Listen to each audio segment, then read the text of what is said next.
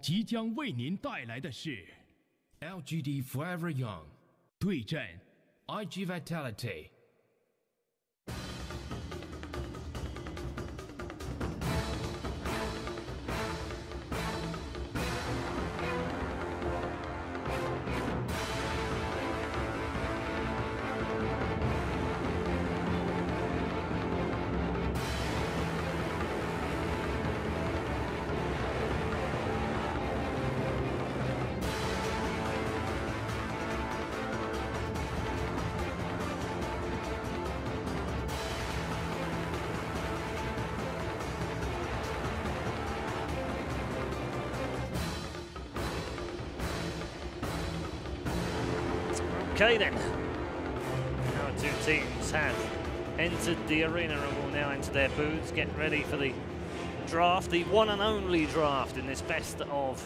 one in the lower bracket. We said we enjoyed these, and we do enjoy these. The teams, however, the players, guys, can you even imagine what goes through their minds when they go through big games? They've got best of one, they're going to go through all that rigmarole of coming out into the arena, and 20 minutes later they could be out of the tournament. That's loser thought right there. Sorry, 30 minutes later, they could be in the next round. Absolutely, yeah. It could be in the best of threes, you know. Then you're not one game away from elimination. Yeah, that'd be the nice bit. But, yeah, mentally they're tough. You know, there's always that chance you get cheesed. You try and stop that from happening at all costs with the drafts, ban out your Auks, your Nagas, but sometimes they're going to slip through in the first stage. Sometimes a pick that you're not expecting is going to happen, and it can be a brutal way to go out of a tournament. Okay.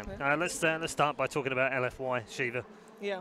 Have they impressed you? Because I think they were one of the overachievers in the group stage. They could have almost squeaked into the top two. So LFY, for me, I wasn't really expecting too much going into this. Looking at the stacked teams that we had here, they 2-0'd Wings, and it kind of, you know, Wings didn't look too great, and it's a Chinese team, so they're very well known. Yep. For LFY. They also 2-0'd Faceless, who I didn't rate that highly either, and the rest is all like losses or a 1-0 as well. I think LFY coming into this has least to lose. This is a team that has never been at the top in China and is actually on the way up. Their opponents have been kind of at the top and now are struggling to fight against their sister team IG. So for LFY, I'm actually expecting to see them perform very well this game. And key players in here, Cap, you'd imagine White would be another man they would rely on again. Yeah, sure. I also really like Jising and who's our carry player again? I lost it. Monet, sorry. Monet. Yes. I like both of those players because I think they output like really. I think it's kind of similar to another lineup that we were just talking about it, where you have a player that can really go off it sometimes, which is Jising. I think he's got those kind of performances that were like he hits really hard sometimes, isn't always the most consistent, but I think Monet as a carry player always puts in like really strong performances. So I think you've got that nice. I like to see teams that have a core on each side of the table that are always able to either A, put in a really consistent performances or go above and beyond. Okay, let's take a look at Vitality for you as well. Their opponents in this lower bracket game. Another team that have had a very good start to 2017. Also, Kevin's favourite player in the world, just because he's got a great name of dogfights. But also, I guess the standout players so far for us have been Super and Paparazzi, Shiva, haven't they? Definitely. Super's in positioning he's not been playing the most diverse hero pool. He has Crystal Maiden and Warlock most of all. But his positioning is superb because those heroes are very difficult to play the moment that you're out of position, especially in a meta where we see a lot of fours roaming as heavily as they are, with Monkey King, for example. You need to have pristine positioning, gods. Yeah, I'm still not sold on IG.v. They kind of rose up and were like winning a lot of the Chinese qualifiers. They got to Style Ladder. They recently won the Kiev major qualifier, but they've yet to perform well in a big international land. They haven't had that experience. And I also feel like they've done well at a time where the rest of the teams were kind of underperforming. Still trying to find themselves. I'm not sold that this is a team that's going to be making waves. They're the team that like the hipster Dota fans like to cheer for. Like they're going to be the next Wings. Like they've got all these like new players. They got like some 9K guy called Paparazzi who's like the next big upcoming youngster. Like the hipster Dota fans love to cheer for this team because it's like you'll be like, oh man, I cheered for this team from the beginning. But I think realistically, this is a team that has done really well. But once all these real top tier teams are back in form, they're going to struggle to stay at the top. Okay, I honestly, I did not have them down as the hipster team. Surely as individual matchup performances, though, right? The IG.v have to have an edge, right? I personally think, Paparazzi more in general. Yeah, like okay. I'm just calling IG.v, you know, but yeah, I agree. Not for this matchup. Yeah, I think that in this matchup, it's like IG.v, if you look at Paparazzi compared to Monet, and you look at Dogfights and compared to White, I think that there's a very clear difference between those two. Just stronger performances overall. Yeah. Even though the numbers might not really suggest that. I think LFY they've got some again, interesting ideas about the meta. They like if Empire, or if LFY ran the Empire lineup that we saw in game number 3, I think they would more likely to pull that off because I think LFY is more likely to pull off those kind of 5-man death ball-y push lineups. Okay. Maybe that's just because they've got Super and his Dragon Knight, but I think like this is a team that is more likely to make those kind of those kind of out of the meta drafts work for them. Who is the better Super though? That's the question. It's going to be a tricky one for the commentators to constantly, differentiate. You call him Little Super. Yeah. But which one is the Little Super? No, because it does a little S. Capital S is the mid. Yeah. Little S is the support. Yeah. I still like the Ice versus Ice games. Yes. Those are good fun. How many ices can you get in the second? Challenges for commentators all around. When we go into this game, draft-wise, you mentioned it at the very top of this segment. There could be cheese. So how do these two kind of lock that out of the equation, or do as much as they can to minimize it? I think you have to not over-worry or analyze your opponents. It's kind of on your head because it's a best of one, but at the end of the day, you put together a draft that works for you. Make sure you secure your heroes, your lineup, and then with your bans, obviously, you could target some of those cheese heroes, like second stage bans on Alchemist, Naga, sure, but I think more than anything, you've just got to focus on yourselves, not overly concern yourselves with what might be coming from the opponent. Yeah, you got to have your plan, know what your plan is, and just ban out the heroes that can mess with your plan, which normally also in this matchup, Monkey King or Spirit, we saw Dogfights have a mental or Spirit against EG, and they let it through both of the games, and EG lost both of the games, so that's one of those heroes that can really mess with you. Dogfights, I think, is legitimately probably top 3 or Spirits in the world. Okay. Yeah, I was going to ask you about, God said they have to focus on their own draft, but they could maybe ban out 1 or 2. What would they be banning? What would each team look at, do you think? I mean, does anyone play Meepo a lot? Not really. No. Yeah, so have you got any of those other cheesy heroes? I think Lifestealer is an important ban. I think it works for both lineups. I think, again, the Lifestealer that we keep seeing is that it's utilized to be able to just bully down these towers, and I think LFY would really benefit off of having a carry like that. Other than that, like 1-2 bans, I'm not really Magnus, particularly said anything. Magnus, but there's nothing special. No, I guess they've just got to be a little bit careful at 3-4. Yeah, 3-4 bans. I think you have like a lot of things that you could definitely be more pointed towards. Like maybe Juggernaut is all of a sudden a ban, even though most of the other teams you wouldn't be banning it. So, what are you most looking forward to in this matchup? Some heroes not getting banned. I think that's the one that because I think Monkey King and Air Spirit are both going to be banned. Yeah. But there's a reason that these heroes keep popping up with these player names: Dogfights, Air Spirit, Monkey King for White. Either of those will be a lot of fun to watch. and them not having a hero like that. We saw Darkfights earlier on a Sand King, and he can't get that same momentum going, and it's just a shame. We re-nicked him Sad King. Yeah. He's kind of like, I got the Sand King and didn't get anything else. Yeah, it's just, you know, I didn't hit my timings, and now I'm just burrow striking and dying when I get hit. You know, you want to have some heroes not banned, so we have fun games. Some heroes, I mean, Nagasira and Alchemist, you know, ban those. Okay. That'll be fine. Is that, well, quite. We're very happy with those. Is there anything, Gods, in here that you think, ooh, if one team gets this particular hero, that it would cause a lot of problems on the other side? I don't think there's any like player hero combos that I would say like stand out massively. I think the Magnus is probably the big just tempo setter. I mean, I think so much of the game at the moment is decided around the mid game, and you're having like, I mean, you can't lose your lanes like that. But once you've shored up your lanes, having like a big mid game catch hero like a Magnus, the Slider's been really popular for a 4 position. Well, I think these are the kind of key heroes that can really. It just enables the rest of your draft. When you have a Magnus, it makes so many carries that much stronger because you've got Empower. It makes even same for the mid laners. It can be played flexibly in the 3 position, the 4 position. To me, Magnus right now is still perhaps the best hero in Dota, or at least one of the best first picks because of this. Yeah, I think there was. And yet, where's it been today? 5 games in. Banned every game. Yeah. Banned. No one's letting it through. I think it was like the Magnus, Ursa, and I think they had an Invoker or something like that. It was one of the last matches of the group stage, and I'm failing to remember what it was. For which team? It was NP versus Liquid? That was Newbie. the tiebreaker? No, it wasn't the tiebreaker. The NP Newbie game. I think it was the NP Newbie game. 2-0 and a Newbie. Yeah. And Newbie had this Ursa and Magnus. And Peter said it in the draft. He was like, I think they're just going to like lose past 35 minutes because they have an Ursa. And I had the same thought. I was like, okay, that for me was like, that was my analysis for the game. That's the storyline that I'm operating on. And I'm just like, I realized about 25 minutes, I'm like, oh, it's really not that way. Like they actually scale much later into late game when you have this Magnus hero. It just changes. It just changes the game. Okay, we're into the draft. No, these teams have had 2 days to prepare for this. That is true. Yeah, we haven't talked too much about the time off, and I know that a lot of the teams have been in their practice rooms, practicing Monkey King mostly, it seems. Well, it's missing here, and so is Earth Spirit, so it really makes me wonder what these 2 teams have figured out. Oh, God. Maybe we'll get both. I mean, all of a sudden, like, Juggernaut becomes like a way more value pickup, for example, because they have Magnus. Yeah. I don't. Gods, would you rather give them Magnus or Lifestealer first pick?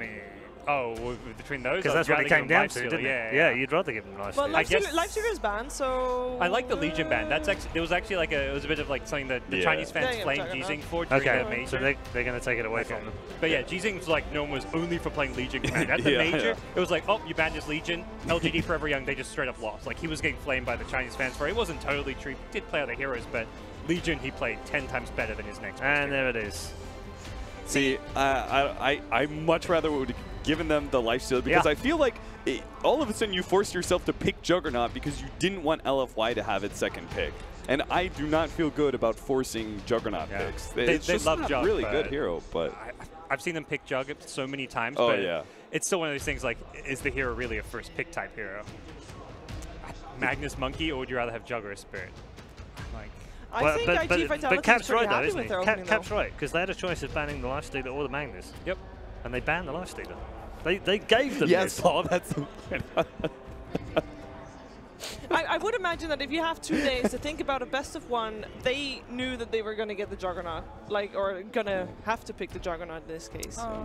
Yeah, it's hard. I mean, they don't know for sure who's going to have what bans, and also like who's first pick, I guess. Sure. But they could, like, you go through those draft simulations. This is what we do if you have first pick. This is what we do if they have first pick. I mean, I'm not too sad to see both Earth Spirit and Monkey King. Hope they're going to live up to the hype that I've put out there, but we'll see.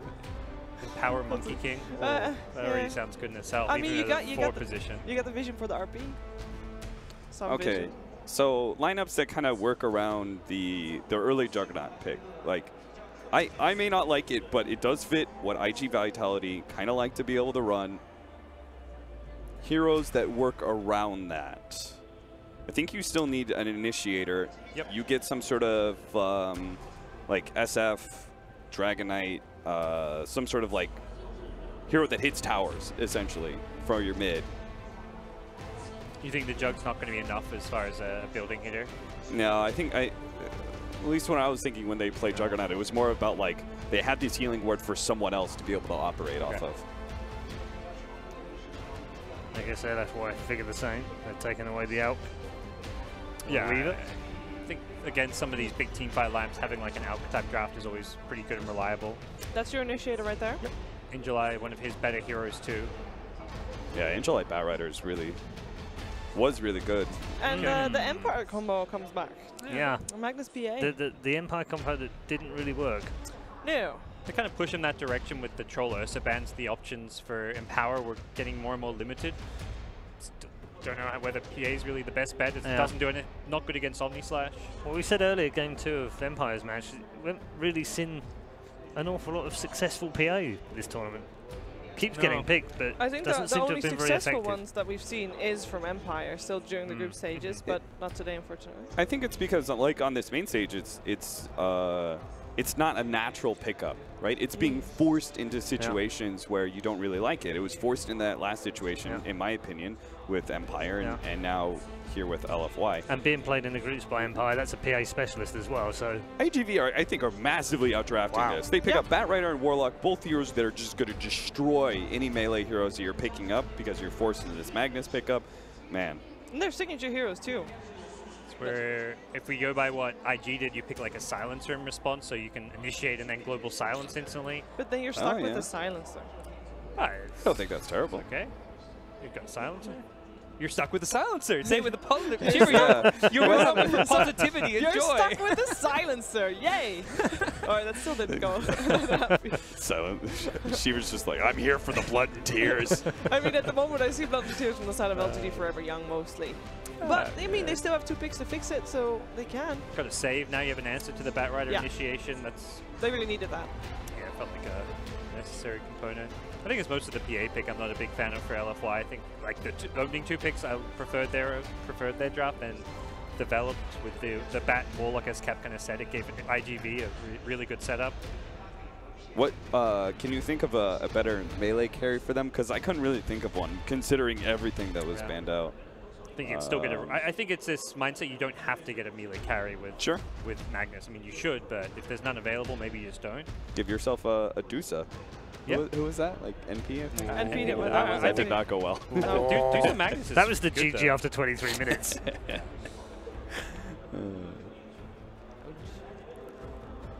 All right, so what are we looking for the last one? IG Vitality. I think Sakata still needs a hero.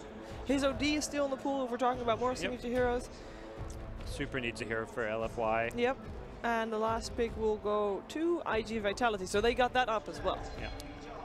I kind of like either Invoker or SF for IG.v. Invoker would give you better late game potential. SF is an earlier MKB hero.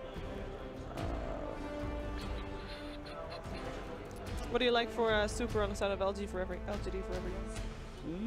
a fan of his Ember. I think he's had some really good Ember games. It's come. Oh, okay. Has he ever run? I was about to say, has he ever run mid PA? Because this could just be mid PA. Apparently, it will be indeed mid PA. The safe lane Void. I mean, they get more team fight with that, but then where's the synergy? Empower Void. That's the idea here. That's the only synergy. No. Shiver, the only synergy you need is with Monkey King. True. That hero that is dumb ultimate. That's all the power you need. I keep thinking it's fixed into not being able to hit during his ultimate. He can literally screw around. He could literally just screw over PA and Magnus, 2 of his cores, but it doesn't matter as long as the 4-position Monkey King gets his ultimate off. Well, how silly. We do get OD. Yep. Yeah, that was. Oh, sorry. Nice. Jesus. OD gets even better now with the Void. You can astral people who are caught in the Chrono. You're against 3 melee cores, 4 really if you count the Monkey King. This is, I think the draft ended in a pretty good spot for IG.v here. All right, let's go down the line, do some predictions for the series and for the game. Cap? IG.v. Both? Game yes. series? Just a one. Yes. What? I'm just being efficient, Paul. IG.v. That's all I need to say. Why is it both game series? It's one game series. I know. He didn't. You did. He didn't. He's still thinking what's going on. IG.v for me as well. Okay. I'm I think LFY have a shot on this one. You don't have to do the whole, you know, let's make it interesting thing. We can stay on the IG train if you want. If we would all go for IG.v, I feel like the draft is not that one-sided. Yeah. So in a way, there's a bit of something in both drafts here, isn't there? I think IG.v have always struggled at LAN events. They're playing on the main stage, and I like their draft. I like both drafts. I think the draft with the Magnus, Void, PA works. So I'm going to go with LFY then. All right. Okay. 1 for LFY, 2 for Vitality. Let's find out what Chinese team wins our opening lower bracket match as we head downstairs to our commentary team. Thank you very much, Paul. Well, Peter, we are here. We're going to be taking a look at the game, IG.v versus the lovely LFY. The panel was a little bit split as to which way they thought it was going to go. Are you excited for the match? Are you feeling one team in particular? What's going on with you? I kind of like both the drafts. I think that IG.v is like a little bit more standard, kind of what we've been seeing throughout most of the tournament. And then I think the Void pick from LFY is like super interesting. And I kind of think maybe it could be the X factor. It could give them the advantage they need in these team fights to really kind of give themselves an opportunity to win this best of 1. Well, here we are right into this game. Gotta be said, I am super excited for this. All China affair. We're in China. We're taking a look at this game right now. Sakata's on his OD. We got a faceless Void there. I was a little bit concerned going into the draft and looking at the final results of it that the faceless Void pick last might leave them with a little bit of lacking damage. Do you think that that could be a problem, or how do you think they're going to do? So I think that obviously Void with other melee heroes doesn't really work. I think that Vengeance is going to boost up the damage of the Void. I think that the Monkey King is also going to like be able to do some damage, but the Void in the Chronosphere is really going to do for them is give them some team fight and allow them to really set up in these team fights. If they can pick off, you know, just one of these big team fight heroes, whether it's Earth Spirit or Warlock, or maybe even get OD inside the Chronosphere and kill him before he starts astraling people, I think that will give them the advantage they need to really kind of win the team fight. Because if they don't pick somebody off at the very beginning, I think they're going to have a lot of troubles. You know, Batrider's going to initiate, and then Earth Spirit and Warlock are going to dump all their damage onto LFY, and I think the team fights are going to be over before LFY could even get started. All right, we'll have to watch out for that one, certainly. IG.v making a little bit of an aggressive maneuver here, contesting the rune. They do have this ward up on the high ground, which spotted out the PA, and well, that will mean that LFY has to back out, and should be a quick couple of easy runes there for IG.v as well. Yeah, these wards are actually pretty common. A lot of teams will smoke initially at the very beginning of the game and then TP to a lane and place one so that way you can see the enemy's kind of bounty rune. And as soon as you see kind of the enemies kind of congregate around that rune, you can really assess what you need to do. They see LFY only really has one hero there, and there's no one really attacking their side of the jungle. So at about 20 seconds, they start crossing the river and heading towards that bounty rune. And if nobody reacts, they get 3 bounty runes. Easy peasy for them, indeed. IG.v off to a bit of a start there. So the PA matchup versus the OD, kind of a little bit of an interesting one. Stifling Daggers getting thrown out constantly, but likewise, do you expect that Sakata's just going to be able to have a pretty decent time in this laning stage? I think it's pretty OD favored. PA has some nice tools to be able to get some CS, with Dagger and like auto attacking at the same time, which is nice. But overall, OD does particularly well against melees in most matchups. Meanwhile, in the bottom lane, just seeing having a little bit of trouble with dogfights, going to get zoned out slightly there. Always a bit of an issue for him, and actually kind of getting wrapped around upon here. They're going to throw Shadow Word, yeah. Warlock is a very good hero at zoning out. He's like one of these heroes who doesn't have a lot of catch and a lot of gank throughout the game, but what he does do is offer you a very strong lane, and he offers you a ton of team fight. All right. Well, Sakata, as you mentioned, having a decent time here, 4-4 in the mid. We haven't taken a huge look up at the top lane, but Batrider, this is a hero that Injali has played so many times. When I think of Invictus Gaming Vitality, it's always with a Batrider. They try and run down lanes, take objectives and constantly threaten that push. But meanwhile, Skewer back under tower, a couple of body blocks as well, and just being able to get a bit of damage in there. Contesting the lane pretty well and getting a decent time for himself. Yeah, they're doing a nice job of zoning him out. They're keeping lane control, which is super important. And this Magnus, he actually went for PMS instead of the Iron Talon, so he's pretty committed to trying to get some sort of experience out of the off lane. Now, can't really head off into the jungle with just a PMS, unfortunately. Might have to. Yeah. Thankfully, he can just pick up the bounty runes, head back in, get a salve for himself, and go about his day. So early laning stage. Monkey King hasn't really accomplished that much, I would say. Same with Earth Spirit to a large extent. Do you think that these are heroes that kind of have to get something done early on, or is soaking up experience here for White just okay? Monkey King is actually really good at doing this because he just kind of hops on the trees. You can't really see him, and he just kind of collects experience. Although I guess Batrider, when he's fire flying, he can actually see the Monkey King on the trees. So he can kind of kill the creeps possibly away from Monkey King so they don't share experience like he's doing now. Yeah. Meanwhile, mid lane, they're setting up with the Earth Spirit here. Although this, I do believe, is being scouted out the entire time by the wards. So dogfights, unlikely to find any great opportunity to open up here onto Super, I would imagine. Yeah, not a lot of opportunities for kills on really any lane. Monkey King has a pretty hard time ganking a hero like OD just because of how naturally tanky he is and his ability to astral and kind of walk away. Batrider, I think, is like the most susceptible kill for Dire, but that's if he like comes to lane or if he gets really low doing neutral creeps, which I'm not sure that Injuli is going to give them that kind of opportunity.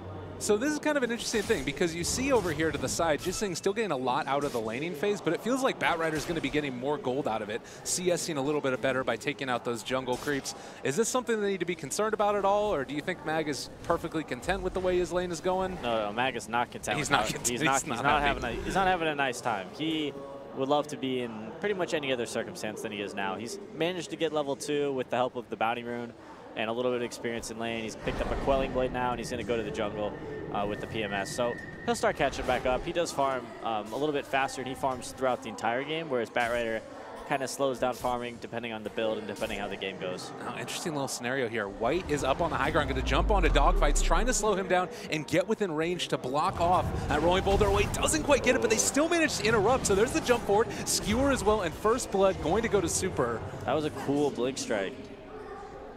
Yeah, it was pretty nice execution to time that with that roll and hop in front of him. Oh, very well done indeed. So quick level 2 there, they're able to interrupt and mess a little bit more with the mag. And, well, it was already a little bit painful before, now it's going to be even more so. Oh, and they broke his salve too. I mean, he was already at full HP, but trying to pressure Ginseng very heavily here. He needs to be really careful. They're still going to be chasing in on this. Dogfights has shown up. They're going to skewer under the tier 2 tower. And that does keep him alive. Well, Super just going to back out to the trees. Tier 2 towers are no joke. This is so much pressure on the early stage. They even forced the rotation from the bench. Yeah, it's not a big deal though, because Void's kind of in the lane all by himself. Batrider's kind of moved up here now, but I think it's Void's to a point where he can do relatively well by himself. All right. Doing the taunt as well. It's worth noting these teams know each other really well. There has been, within the past month, 3 separate qualifiers they played off against each other, and they keep on splitting the series as well. In terms of like rivalries or anything like that, do you play any different when you're playing against a team that you know really well?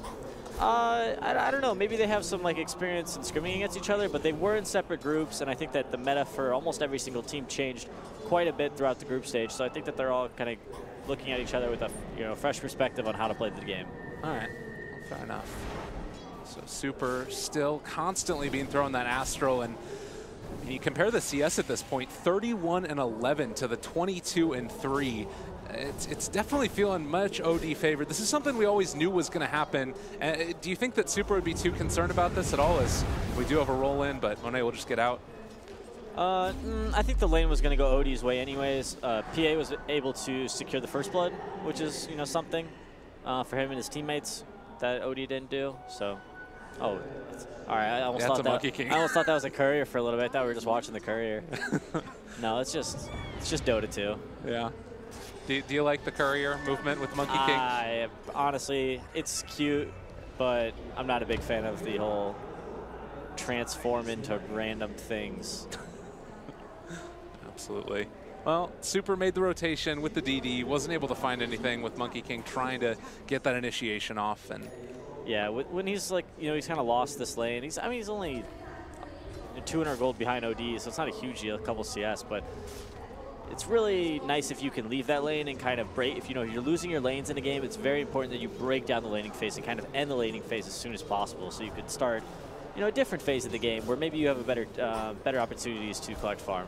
And I guess that's sort of when you get this level 6s online. We've seen a lot of aggressive rotation from carries into lanes, and Void obviously is a very strong level 6, but with the Chronosphere, are they capable of finding a kill if he makes that rotation, or does he just keep on farming away in your eyes? I think you definitely want to try and use your Chronosphere on, you know, really anyone that comes to lane. You could possibly use it to maybe secure a lot of damage on the top tower. You know, killing Batrider is definitely a good move, as he's actually really farmed. Oh my goodness, yeah, this done so well in the jungle and takes out a double or triple stack right there as well from the hard camp. So Batrider having a hell of a game so far, almost ahead of the PA, in fact. Yeah, he's farmed a couple stacks, and I think his teammates have been helping him stack a couple camps as well. And has a few more too. The early Blink Dagger, we haven't always seen this. There's been sometimes like the drums build up and things like that we've seen instead, where Batriders can kind of dominate the lane in that fashion. Do you think in this one you just go straight for the Blink no matter what, find yourself kills around the map? It's up to how you think the game's going to go. I think that in a game like this, there's actually a lot of opportunities for him to collect kills, and it might be potentially one of their only opportunities to collect kills in this like early to mid game, because there isn't a lot of other initiation from IG.v. You know, there's Earth Spirit who can kind of roll in, or I guess Odie could Astral, but if they really want to start a fight and allow Warlock and Earth Spirit to really line up their spells and tee off on their opponents, that Blink Lasso is what's going to be able to do it for them. And I mean, you look at this too, they don't necessarily find a ton of kills, but Paparazzi can play so aggressively here. He's up by the tier 2 tower and does not feel afraid at all of anything. Yeah, and a little bit later in the game that we'll start seeing him being a little more scared. They actually have, not only do they have RP, but they also have Chronosphere, and they have Venge Swap as well to kind of some BKB piercing. Right. Quick kill up there on the top lane. Chronosphere was used, and they're able to make a little bit of a push go now onto the tier 1 tower. There are some rotations coming in. Batrider is here, as well as the Earth Spirit starting to move in this direction as well. Still a little ways away, but they got a little tower damage, not a lot. I would have liked to see them. I'm sure they would have hoped to get a little more, but using the Chronosphere early is totally fine. I don't think there's going to be any big team fights until a lot of these level 6s come online, along with like a Blink Dagger onto Magnus and the Blink Dagger onto Batrider.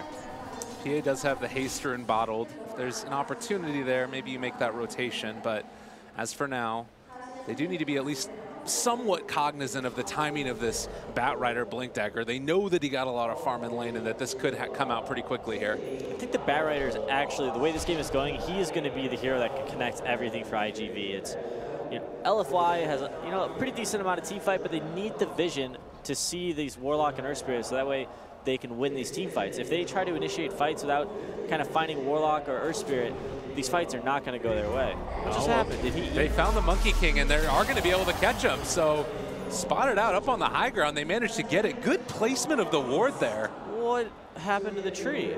Did he eat it himself? Not exactly sure. He did have tangos. I think he ate his own tree, and it stunned him. New meta. Well, Monet, he's feeling good about the situation. They've still stuck up there with Paparazzi. Maybe it was all a bait, an elaborate ploy, but the stun onto 2. Battle Fury goes through. They're not able to quite find the kill. LFY doing it, but they dropped the golem up on the high ground as well. Now swap on another. LPC is stuck up here. What has transpired over the past couple of minutes? It can't be good. Another skewer forward, catching in July. He's so close to his Blink Dagger, needs to buy it, but that was ridiculous. What just happened? There's like 3 people on the cliff, and then a rock golem got dropped on him. Okay. I mean, I bet he wishes he had his golem to farm the jungle creeps, but not a bad first ultimate for Warlock. Yeah, not bad at all. You can see the replay right now. King of the hill. The Warlock golem has won. Everybody just jumps up on the cliff. Paparazzi almost kills him. That was a great play by Dogfights, too, to get up there and get the counter stun. So after that kerfuffle that we had up on the cliff, how are you feeling about this game? Who's This is an entertaining game of Dota. I like how it started. Okay. It was a little slow, but we had a little extra flavor right there. Yeah. Well, it's certainly shaping up to be a good one. The Blink Dagger, I believe, is there for in July. It does look like he's picked it up. Where do you feel like that first rotation is now that he's already used Flaming Lasso once, but where do you see him going to try and find a kill now? Best opportunity is to probably wait for Juggernaut's Omnislash and make a smoke gank play on the mid lane and secure that mid tower. Taking mid tower is the most important tower for Radiant, and it really opens up the Dire jungle. Well, okay, and The Magnus and power shenanigans are sure to start as well. Sakata is... They should be careful about making a play with this Batrider when they don't have their ultimates. Like, they're not going to have Warlock ultimate for sure. The Omni Slash is just now coming out, so if they can secure a kill with those 2 ultimates, it could lead to a nice little tower push for them. Yeah, Paparazzi maybe going to bait down here in the top lane. There's the smoke behind him. This is the extended bait. They're probably going to be behind here for a while they push in with the lane for Juggernaut. Interesting, they're going for the top tower. This tower is probably the least important tower, but they've already gotten the bottom tier 1 tower, so they just feel like if there's potential for them to take a team fight here, they'll definitely win, which I would agree. But LFY, kind of noticing that something's up, not seeing anybody really on the lanes, is going to back off and farm elsewhere. You can see Faceless Void there going for the Shadow build. Again, we've talked a lot about damage. And it's the Shadow build. The Lincoln's first? Oh, is that Shadow gets credit for that? Who would you give credit to? I always thought it was No-Tail. Okay, maybe it's a No-Tail build. I'm sure it's both. I mean, Shadow won TI. It's his build. He can claim it if he wants. I love that. That's great. Yeah, history is written by the winners, right? That's true. True enough. Well, so what history are you going to write? My time has passed. All right, fair enough. Monet, his time has passed to sit in the mid lane as well as Injuly was up there. They do not want to try and press the issue with the Batrider off the map. And now also having Chaotic offering up, they're going to be able to get the D ward onto that OBS that was placed down. It feels like both of these teams just have a good understanding of what each other are doing. Well, we've seen these Monkey Kings kind of jump through these trees and try and place these deep wards, and I think they caught a glimpse of the Monkey King in that situation, and they were like, oh, what's he doing back here? Definitely warding. No. Smart play by them. So the tier 1 tower top goes down without incident. It does look like there's still pressure along the top line. Sakata seeing if anybody's in the area. He's picked up an early Midas as well. I feel like this is what we always see out of ODs from now on. As a chase forward for Ginseng, able to catch on to him. Flaming Lasso pulling back, and this is, I assume, pretty close to his Blink Dagger. He was 1,700 gold by the end of it. Unfortunate timing. Pretty close. So a successful movement and gank by IG.v. It feels like even though LFY got those first couple of kills, Invictus Gaming are hitting a really nice timing here and making things happen before that blink comes up with the Magnus. I think they're going to lose out a little bit until they get that blink dagger on Magnus and Void becomes strong enough and PA becomes strong enough for them to fight. So as long as they can not bleed too much, I think they're in an okay situation. Fair enough. I think their lineup scale is much better into the late game. We'll start seeing the farm pick up between Magnus and with Magnus, Void, and PA, and then Venge in the late game is going to really boost them and take them over the top in terms of damage.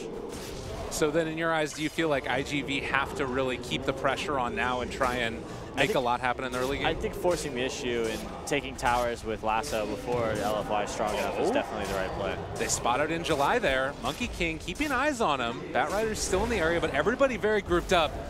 See, right now they definitely don't have damage for Chronosphere. Unless PA gets like a dagger crit or something. So this team fight is probably going to go IG favored. They can even back off and wait for the next healing ward if they want to. It's kind of a long time, but definitely could make the difference. Yeah, it's definitely a huge deal. It's really easy to micro, especially against all these melee heroes. You can kind of really keep it away from your opponents. So it's a really, really strong tool for them to have in the team fight. Regen rune in the bottom. Does look like Super will bottle that, being ready to reinitiate at a moment's notice if they need to, but it does look like they are just going to give up that tier 1 tower. So at this point, all of the tier 1 towers across the lanes are going to be down. And in July, keeping the pressure on, scouting out to see what's in the area. He will spot the Monkey King. Yeah, IG.v definitely making the right plays, taking these towers early when they have this kind of advantage in terms of team fight and initiation is super important for them. And looking at the Magnus and his Blink Dagger timing, does look to be coming out on the Courier right now. Not the Courier behind him, that's a Monkey King, but will be there. And does this for you open up their ability to take these fights more? So we'll see what IG.v thinks, because they got to think this Blink Dagger is coming at some point. They need to be ready for it, and it looks like they are going to force the issue regardless of that Blink Dagger being present. All right, getting set up. Monkey King spotting people out. There's the RP used onto one. They end up getting the counter initiation, though. It's a huge one coming out. The Golem, as well as Say's Eclipse. LPC and Ginseng in a ton of trouble. Super is going to drop down low as well. Does look to die inside of that. Well, catch. Yeah, he's going to be dead. Sakata with the triple kill. They are just rolling over him right now. IG.v know their timing and hit it well. That was not the team fight that they were looking for.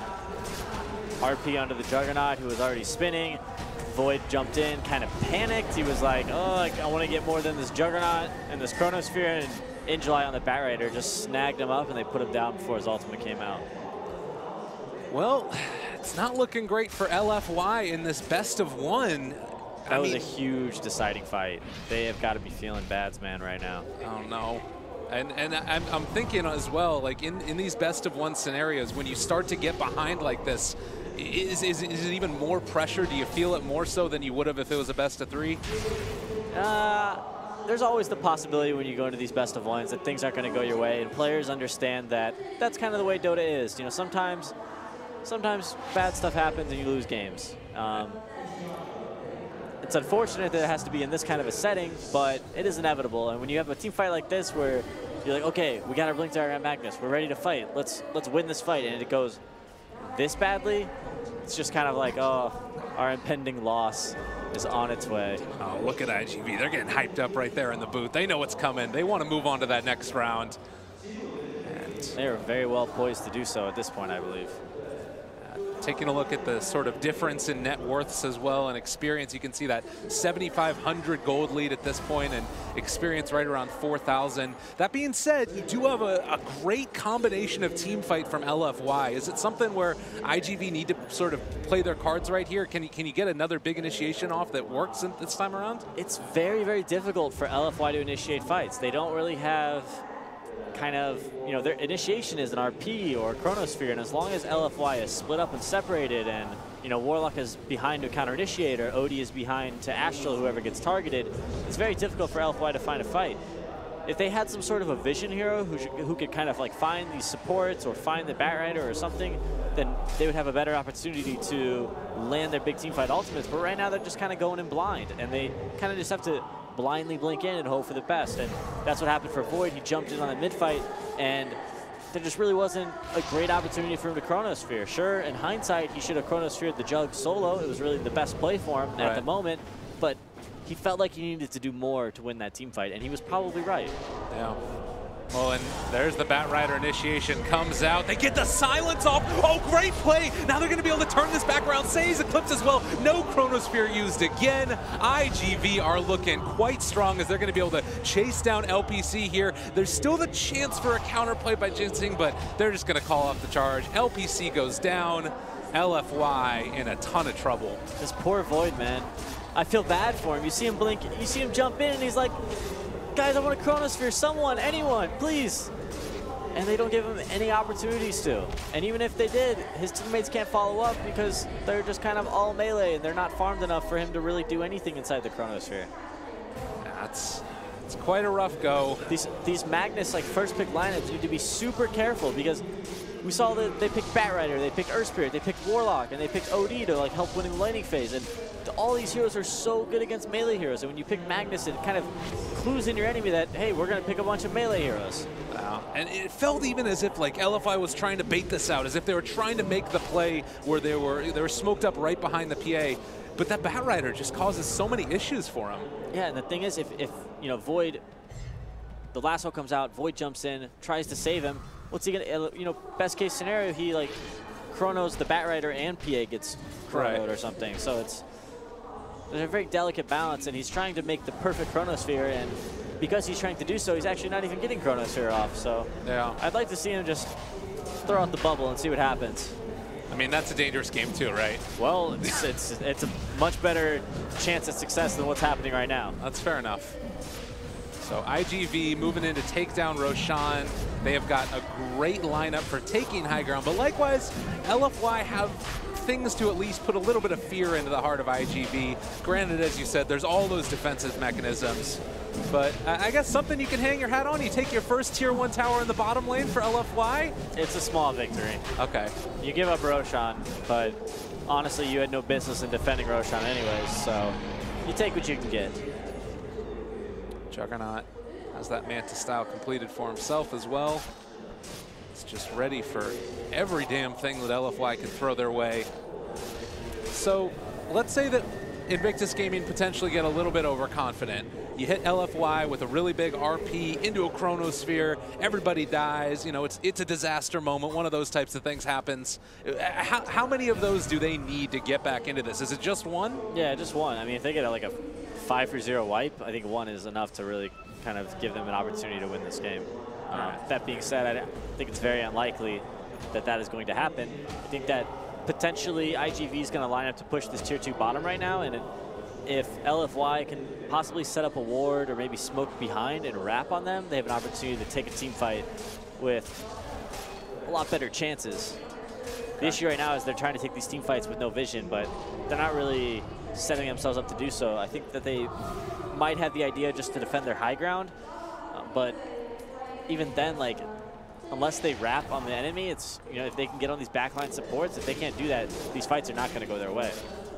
So you almost need to have the vision down preemptively before they're there. Yeah, they could have put, you know, a ward on one of these hills on the right side of the map near that tier 2 and potentially, you know, found their enemies as they're hitting the tower. But they're playing very confidently, leaving Juggernaut to hit the tier 2 tower bottom as they smoke kind of across the map, abusing LFY, or trying to find LFY, who's trying to split up the map and split push in the meantime. Yeah. And Jug will just TP back up here to the top lane. Tier 1 tower took a good amount of damage, but will not fall in the end. A scan comes out from the Radiant, not going to hit either. Yeah, they were really set on trying to find a fight there. I'm surprised they didn't stick around just trying to get that tier 2 bottom. I feel like they, you know, lined everything up for that. But now they're top. They're just kind of pushing this lane. I'm not sure where they're going to go from here. Well, it does look like it's a Blink Dagger on the Courier right now. And is that one for the Void, or? The longer IG.v takes to go high ground, the better for LFY. Well, we also have this Blink Dagger up for the Void, so we already have Empower to solve some of the damage issues. Do you like this item pickup? Yeah, he needs something to really, you know, we see those little time blocks. They're very short range now, so it's not enough for him to really get into the fight or find that opportune chronosphere. So hopefully now he'll be able to like a long distance initiation and get the chronosphere that he, you know, has been desperately searching for. Likewise, OD is going to have a Blink Dagger as well as the Hurricane Pike now. So, and you can bet he's going to be way out of the fight and they're just going to watch the Juggernaut hit that tower. That is so frustrating to play against, I'm sure. And the other thing, too, that's so great about this lineup for IG.v is that Bat Rider allows them to take high ground so much more effectively than they would have otherwise, because you can threaten the Juggernaut on the high ground, and then if anybody moves in, it's a quick jump and then pull them back, whoever it happens to be. They do have Venge, so if Venge is around and is quick enough to react, they can save someone from the lasso, but oftentimes Vengeful Spirits have a much harder time pulling off that play when the Force Staff is online for the Bat Rider, and you know, he is very farmed and he does have that. You take a look at this kill participation, relatively the same, everything looking sort of similar. The big difference is just that net worth and experience. And hero damage as well, actually. It's most of the factors that determine who's going to win the game. IG Vitality are ahead. So, currently building next towards a Shiva's Guard for Bat Rider. He's also been able to finish off a Gem of True Sight for his team. Can start to further reduce that map presence for LFY, although there are a couple of deep wards that haven't been scouted as of yet by LFY that should at least give them some understanding of where IG.v are on the map. Injuly is one of the, like, Bat Rider is one of his best heroes for sure. I've watched him play it for, for so many years. But I have seen a lot of Bat Riders kind of fall off in the late game of these tournaments, and they do kind of have an underwhelming kind of impact in team fights, especially once enough items come online to really counter them. Venge, gets level 12 and has a level 2 ultimate. So things could change for Bat Rider's fortune. We'll have to see how he handles himself in the later stages of this game. Well, and that's something to consider. You mentioned if they take too long, if IG.v don't put the nail in the coffin, don't finish off LFY, that things start to become a problem. What's the item pickups? Is it just that level 2 on Venge, or what are you feeling? That's part of it, but we're also we're having more damage and more utility come out from the Magnus. It looks like he's going for a Shadow Blade, so he could really kind of get a little bit farther into the fight for his RP. That way he doesn't have to walk through a Juggernaut. He can kind of Shadow Blade up to the Juggernaut and then blink to the back lines and possibly find that OD. Okay. Or the Warlock or the Earth Spirit, whoever's kind enough to be in his vision. and just any kind of damage items for PA, whether it's like he has his BKB now, so he's looking for a basher. And the more damage items, the better. And they're not really too behind on farm because of the Empower. And here we go. Yeah, looking forward. Oh, swing and a miss. You wanted to throw it out there. You said you wanted it in. PA actually walks into it as well. Oh, Lordy, that was not the fight. Abort. Boys, get out. We're gonna go back to the base and regroup. Oh no, but I think that they might not let him do it. They dropped the Monkey King ulti to try and create that little bit of separation, and now Monet trying to run away. They've actually turned. RP is going to use solo, but it does take down that OD. All right.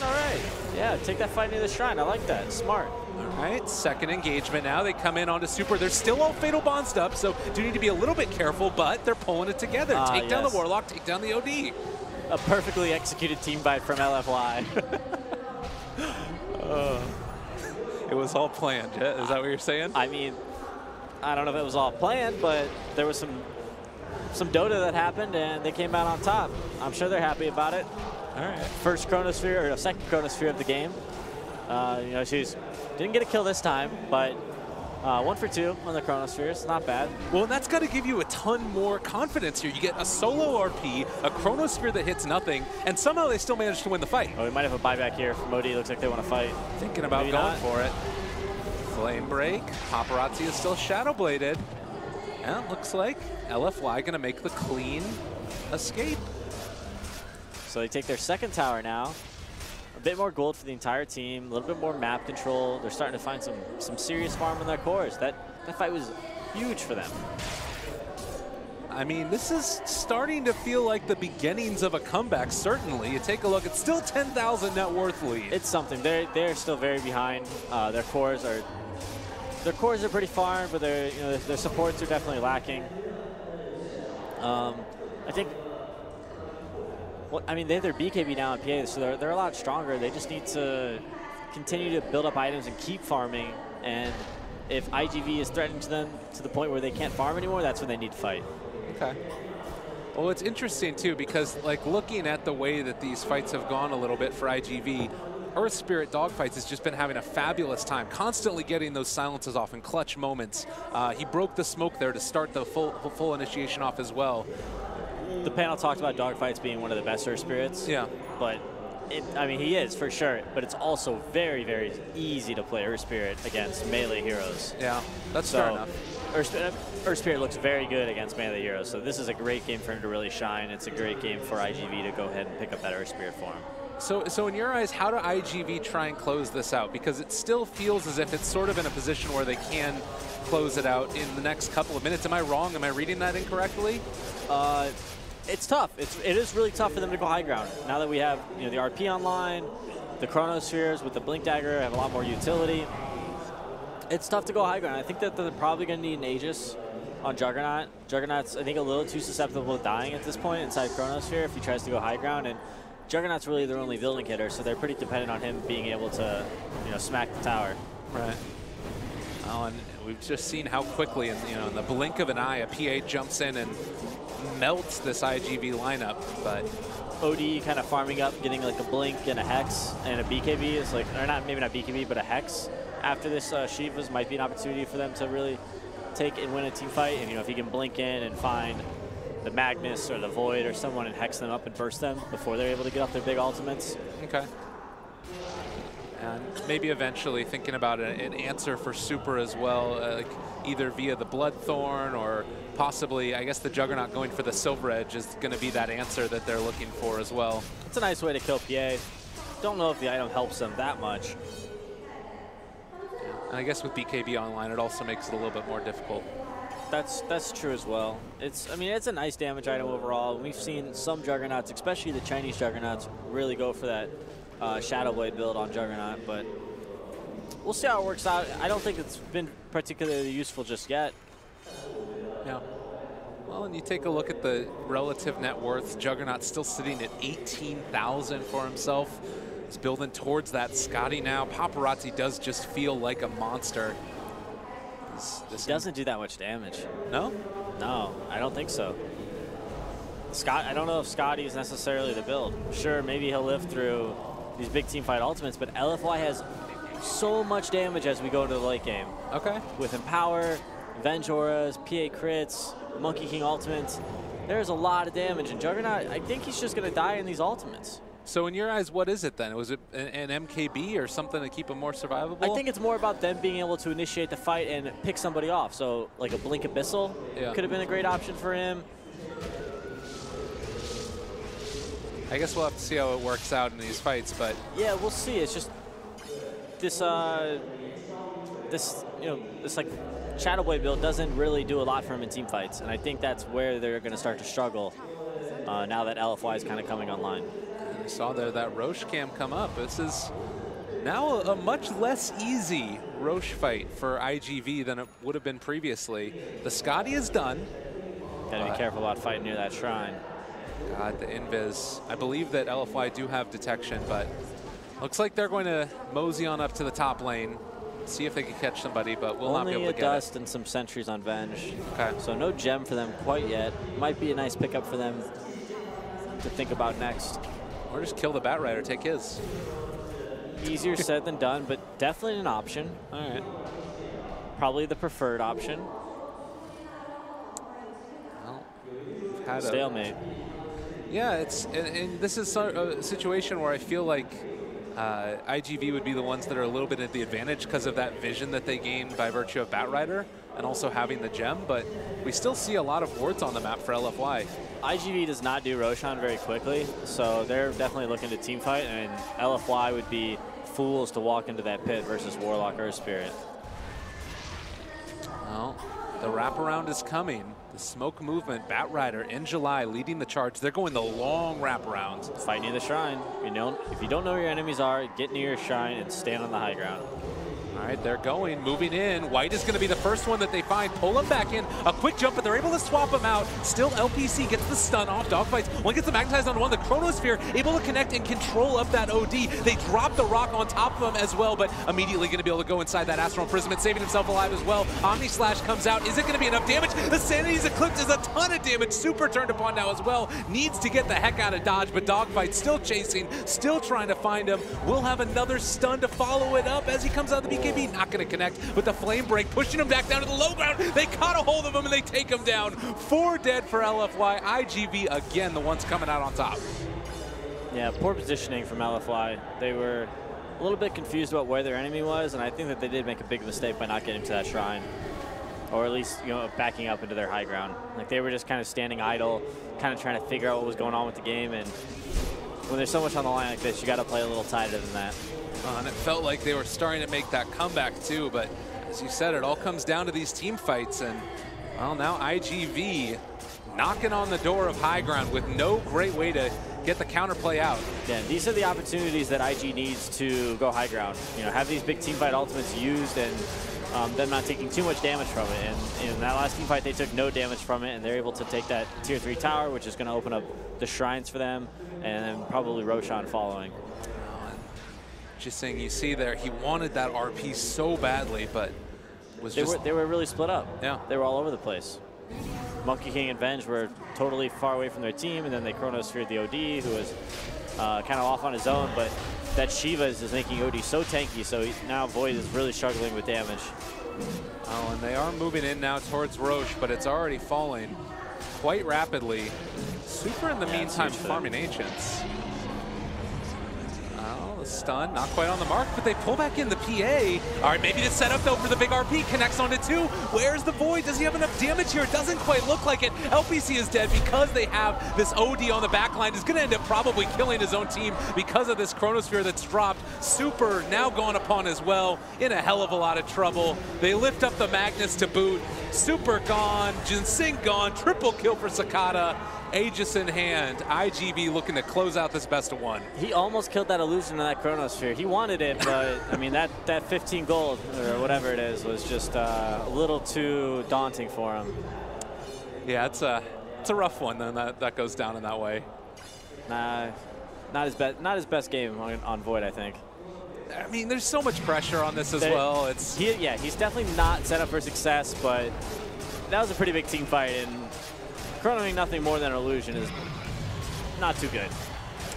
That's pretty fair, I would say. Pretty fair criticism, leveled out. But Barracks 1 down. LFY never give up, never surrender. This is a best of one. There's no reason to GG out until it's totally over. They have a great lineup. You know, Magnus will help them deal with the kind of mega creeps coming their way, but with no teamfight ultimates, they have no chance of really defending. Well, LFY, they're actually going to call it right there. What an end. At the end of the day, oh my God, Sakata with the manner. Oh, the bad manner, Odial dropping the hammer. IG Vitality are going to take it down, and that felt pretty easy. I don't know about you, but I felt like there was never a point where they were outside, the game was outside their control. I think they knew what to do against the Magnus. They set up really well. I think every pick was very well calculated, and I think they got all the picks that they wanted. Yeah. So IG.v are going to move on. In your eyes, to me, it felt like the Batrider was the cog that made all of that work in his early farm. Is that something that you feel like teams are going to need to look at going forward? I'm not sure. Batrider seems to be pretty good against like a Magnus kind of melee hero lineup, but I don't think the hero is particularly too strong. But in July plays one of the best Batriders out there, and obviously they know how to play around it, so it works. All right, well, that's going to do it for game number 1 of these best of ones. Teams getting eliminated left and right today. 4 are going to be gone by the end. Paul, I'm curious what you guys thought of the Batrider and all that play. We'll send it back to you guys.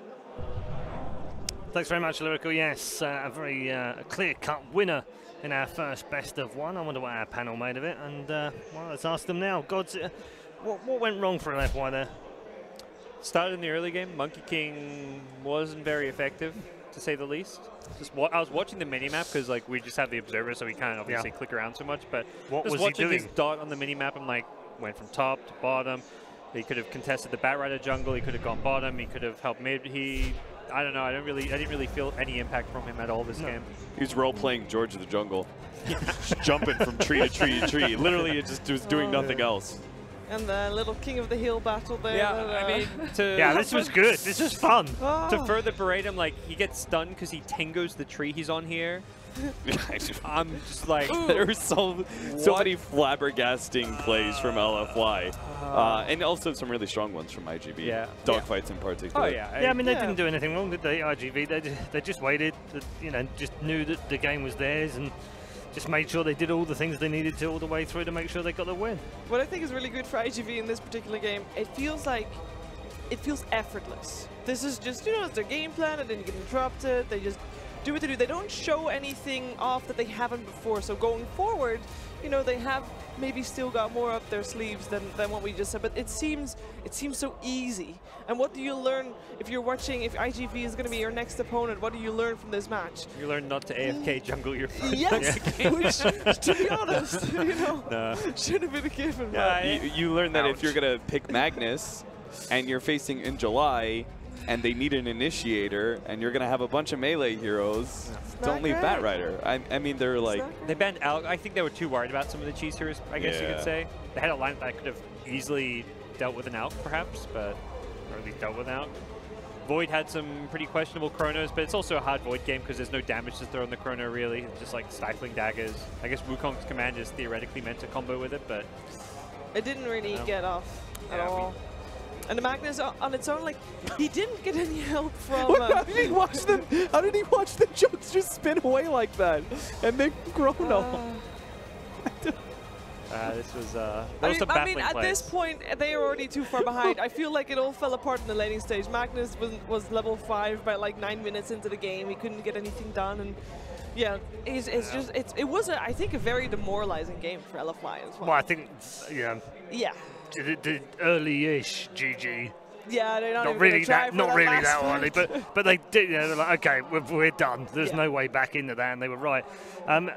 Disappointing for them as well. We mentioned at the top of the program that they're a team that surprised us a little bit during the group stages because they weren't too far away from finishing in the top 2. They got to choose their opponent. They weren't choosing their opponent from the tougher group. I mean, the fact you got to choose between IG.v or EG is like... Yeah, not great, is it? Like, but still, gone. First team out.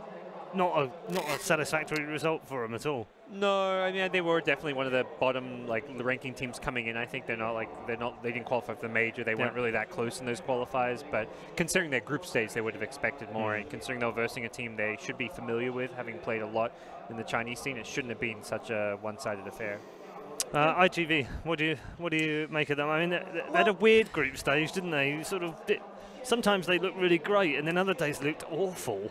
when they 2-0'd EG, and everybody was like, whoa, Yeah, this is looking okay. real good. But there was dog fights on Earth Spirit, and I feel like that's the real key to this team here. Yeah. Take that hero away from them, and they have a lot of have a worse laning stage, and that good laning stage is what gets them as far as they did, I think.